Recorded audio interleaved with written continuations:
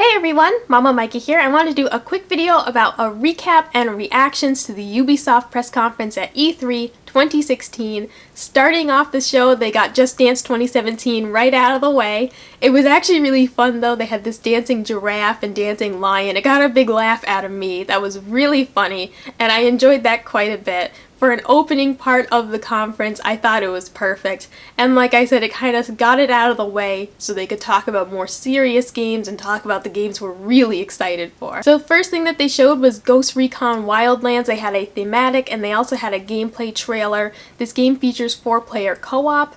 I was a little disappointed in that only because I'm hoping it's not like The Division where the game is so reliant on co-op that you can't enjoy it as a single-player campaign.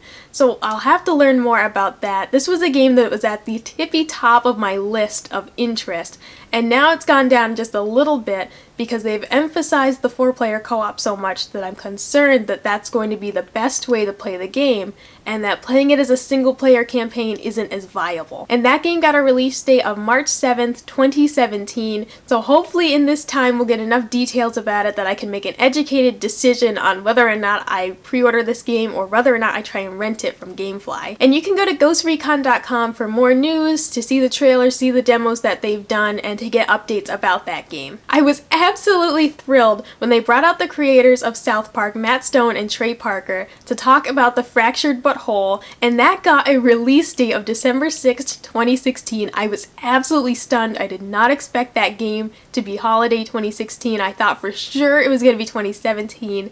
The game looks fantastic. If you played the Stick of Truth and loved it, this looks like a really great successor, and they've got an improved battle system where now you can move yourself around before attacking, and they also said that you can control space and time. So that was the space part of the game. You can control where you are on the battlefield, and controlling time had to do with your ability to fart and like rip a hole in the fabric of time, something like that. The game looks awesome. They're going to have a really great backstory for it. It looks incredible. If you love South Park as much as I do and you haven't tried the Stick of Truth, give it a try. Or if you buy the Fractured But Whole, you will get a copy of the Stick of Truth for free for that same console.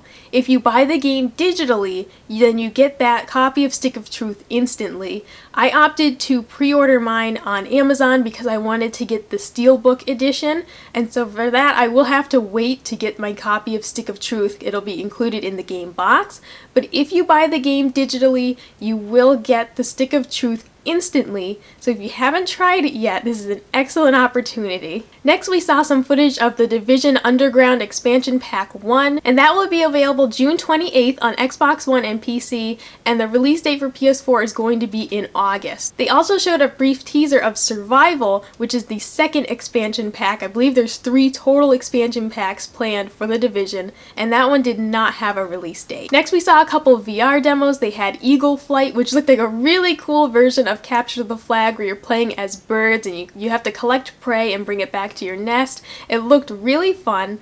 And then we saw Star Trek Bridge Crew. They actually brought out LeVar Burton. I freaked out because I love LeVar Burton. He looked fabulous. Very happy to see you, LeVar. Next, we finally got some more story about For Honor. This is a game that I have been dying to hear more about. The release date is February 14th, 2017, just in time for Valentine's Day is what they said on stage. And we got some backstory for that. We got to see a little bit of gameplay. It looks incredible. I can't wait to see more about picking your class and picking what kind of warrior you are and how it impacts the game. And next we saw a couple smaller games. They had a trailer for Grow Up, which is a sequel to Grow Home. I have not played that game, so I don't know much about it, but this looked like a really fun little experience, and that's getting an August release for PC, PlayStation 4, and Xbox One. And next we saw Trials of the Blood Dragon. That is available now on PC, PlayStation 4, and Xbox One. It's kind of like a really cool twist on the Trials games. I am horrible at those games, but I love to watch people play them, so I am excited to see some gameplay of that. They talked about the Assassin's Creed movie for a little bit. I'm interested in that, but not really, so that was my chance to go and get a snack. And then they talked about Watch Dogs 2, and unfortunately the more I saw of this game, the less I wanted to play it. I'm really not feeling the characters in this game. They're all kind of it's kind of what an old person would label as hip. And it's like they really manufactured these characters to be cool and attention grabbing, and I'm just not interested. I also really hated when he said, "Oh, turn on some music for me." And so during the level he has this music playing and it doesn't fit the level at all. It's loud and distracting, and like I said, it just doesn't fit the gameplay. So I really dislike that. I would hope that's a feature that you could turn off. This is a game that I wasn't planning on buying. I was definitely going to rent it, but now I'm not even sure about that. It seems kind of played out. It's, you know, the young people fighting against the corporations, and I'm just kind of sick of it already. So I'm interested in seeing more of this game. I'm not going to judge it until I see more gameplay.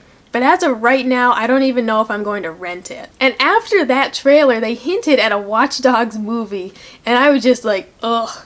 You know, we really don't need Ubisoft to try and turn every video game they have into a movie. Like, let's see how Assassin's Creed does first, and then maybe talk about turning maybe a more interesting game into a movie. Watch Dogs could be cool, but like I said, with the Watch Dogs 2 characters that I saw, I just wasn't interested at all. And the last thing that they showed was Steep, and you can get more information on this game at steepgame.com. If you're interested in extreme sports, base jumping, wingsuiting, skiing, snowboarding, paragliding, they showed a lot of those sports in this game. You basically climb mountains to different peaks, and it had a really cool thing called Mountain View, where you get to see all the peaks and kind of where you are on that mountain. And then from there you can do different activities. You can snowboard, ski, wingsuit, paraglide. It looked really cool, but it lacked that sort of arcadey sports game feel. There wasn't like you were skiing through rings or even skiing through checkpoints.